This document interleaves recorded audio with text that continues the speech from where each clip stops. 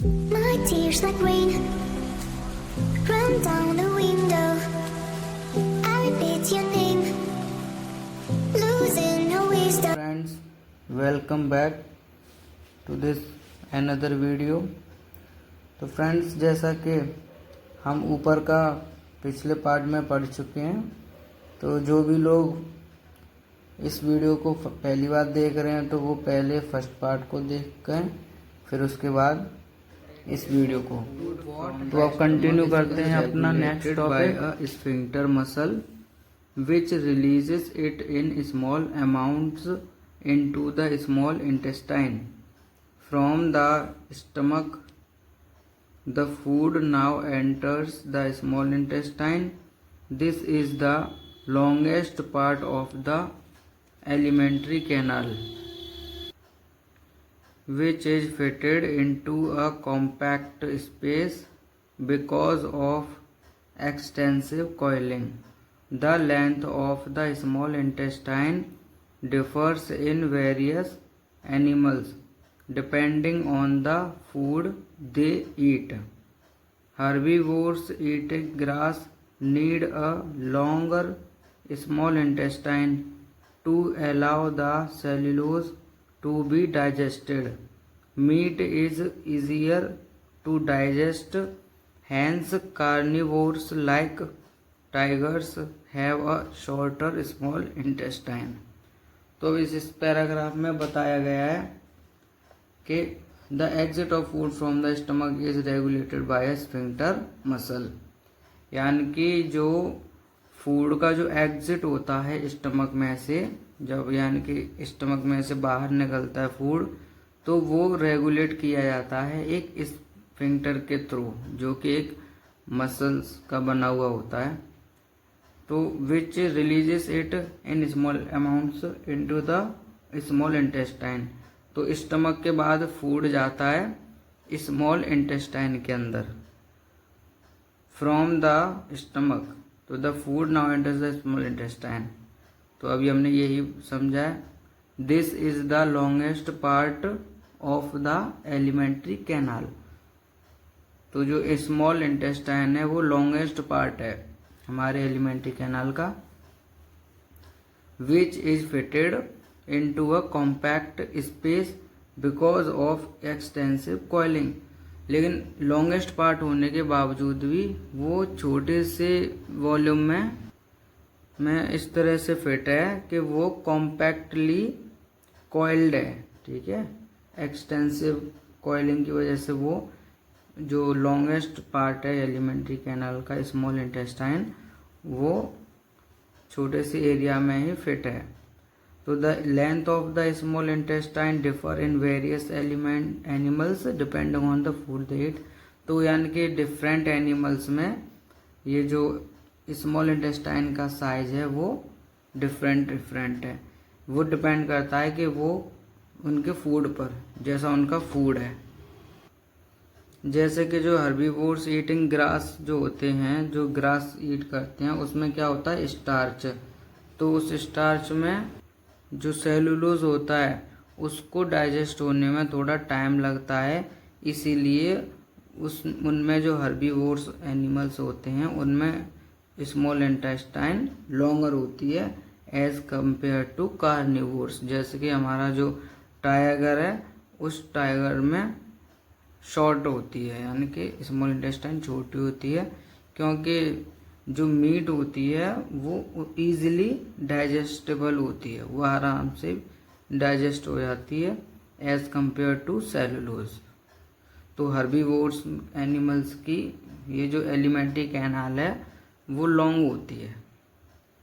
अब चलते हैं नेक्स्ट पैराग्राफ पर।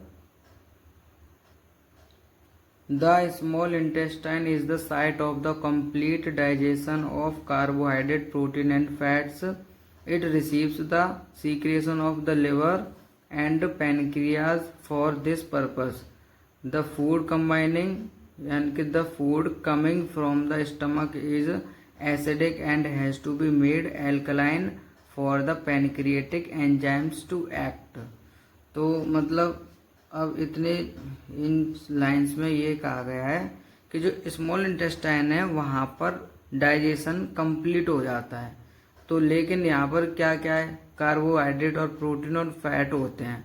तो अब इनका यहाँ पे कंप्लीट डाइजेशन होगा तो इसमें जो ये रिसीव करता है सीक्रेशन ऑफ लिवर और पैनक्रियाज, यानी कि पैनक्रियाज के एंजाइम्स और जो लिवर से बाइल जूस और कुछ एंजाइम्स रिलीज होते हैं, तो वो आते हैं स्मॉल इंटेस्टाइन में और वो वर्क करते हैं एल्कलाइन मीडियम में। एल्कलाइन का मतलब बेसिक मीडियम, लेकिन जो स्टमक से जो फूड आ रहा है वो एसिडिक मीडियम का है, ठीक है, एसिडिक नेचर का है।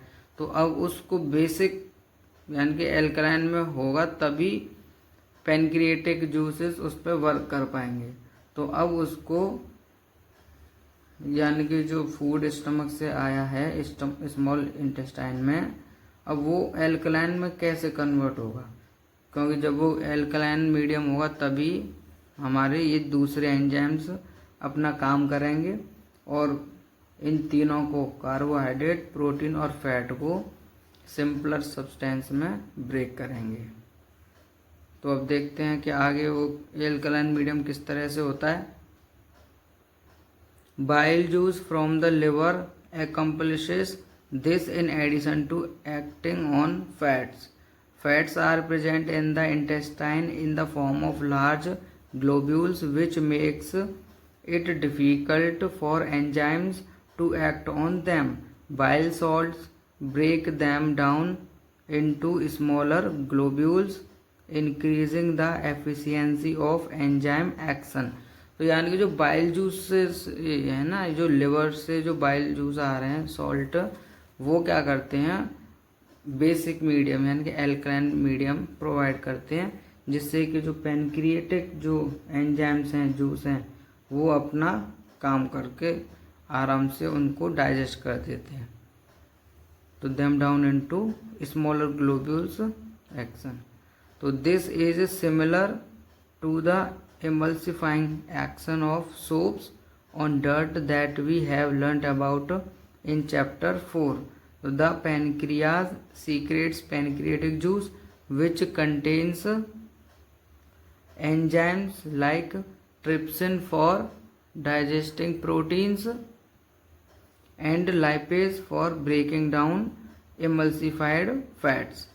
तो फ्रेंड्स यहाँ पे ट्रिप्सिन क्या कर रहा है, ट्रिप्सिन और पेप्सिन ये दोनों ही एंजाइम्स हमारे पैनक्रियाज से सीक्रेट होते हैं। तो ट्रिप्सिन तो डाइजेस्ट करेगा प्रोटीन को और लाइपेज डाइजेस्ट करता है फैट को, ठीक है, इमल्सिफाइड फैट। तो the walls of the small intestine contain glands which secrets intestinal juice. तो अब जो स्मॉल इंटेस्टाइन होती है उसकी जो इनर लाइनिंग की जो वॉल है उसमें भी, स्मॉल इंटेस्टाइन में भी ग्लैंड्स प्रेजेंट होती हैं जो कि इंटेस्टाइनल जूस सीक्रेट करती है। तो the enzymes present in it finally convert the proteins to amino acid और complex carbohydrate into glucose and fat into fatty acids and glycerol.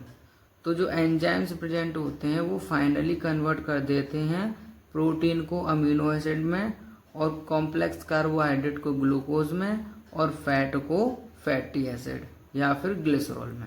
तो ये सिंपलेस्ट सब्सटेंस हैं जो कि अब आराम से सॉल्युबल हो सकते हैं। अब ये हमारे ब्लड में आराम से सॉल्युबल हो सकते हैं और इन्हें हमारी बॉडी यूज कर सकती है। तो यहाँ पर आकर हमारा डाइजेशन कंप्लीट हो जाता है। तो अब चलते हैं next paragraph. Digested food is taken up by the walls of the intestine. The inner lining of the small intestine has numerous finger-like projections called villi, which increases the surface area for absorption. The villi are richly supplied with blood cells, vessels, which take the absorbed food to each and every cell of the body, where it is utilized for obtaining energy, building up new tissue and the repair of old tissue. तो अब क्या है, हमारा जो खाना digest हो चुका है फूड, अब वो डाइजेस्टेड फूड क्या है कि स्मॉल इंटेस्टाइन की जो वॉल्स पर जो इनर जो लाइनिंग है वो वहाँ पर बहुत सारी फिंगर लाइक प्रोजेक्शंस प्रेजेंट होती हैं जिन्हें हम बोलते हैं विलाई। वो बहुत ही छोटी छोटी प्रोजेक्शंस होती हैं, फोल्डेड होते हैं, तो जो कि क्या करते हैं कि सरफेस एरिया को इंक्रीज कर देते हैं। तो area for the absorption, the villi are richly supplied with blood vessels. तो जो विलाइज के जो अंदर है वो उसके अंदर ब्लड वेसल्स बहुत ज़्यादा अमाउंट में होती हैं जो कि रिच होती है ब्लड वेसल्स में। तो ब्लड वेसल्स एब्जॉर्ब कर लेती हैं हमारे डाइजेस्टेड फूड को और उन्हें बॉडी की एवरी सेल तक पहुंचाती है through the blood, where it is utilise for the obtaining energy. फिर वहाँ से वो आराम से एनर्जी बनती है और बिल्डिंग अप न्यू टिश्यू बनते हैं, रिपेयरिंग चलती है बॉडी की। ठीक है, तो इस तरह से हमारे डाइजेशन कंप्लीट होता है। अब last paragraph, the unabsorbed food is sent into the large intestine. यानी कि जो फूड एब्जॉर्ब नहीं होता है, यानी कि जो वेस्ट है वो लार्ज इंटेस्टाइन में पास हो जाता है, where its wall absorb more water from the material. तो जो एक्स्ट्रा वाटर होता है उसको एब्जॉर्ब कर लेता है लार्ज इंटेस्टाइन की वॉल्स, और the rest of the material is removed from the body by the anus. और जो भी वाटर को एब्जॉर्ब होने के बाद जो भी मटेरियल बचता है वो एनस के थ्रू बॉडी से बाहर आउट कर दिया जाता है, जिसे हम फीकल मैटर बोलते हैं। The exit of this waste material is regulated by the anal sphincter.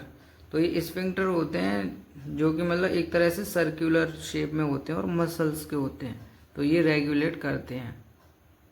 तो स्टूडेंट, हमारा डाइजेशन टॉपिक यहाँ कंप्लीट होता है। अब इसके बाद हम नेक्स्ट वीडियो में कवर करेंगे रेस्पिरेशन, जो कि इस चैप्टर का है टॉपिक 6.3। तो जब तक फ्रेंड्स स्टे हेल्दी। वीडियो पसंद आई हो तो लाइक करें, शेयर करें, कमेंट करें। Okay, bye.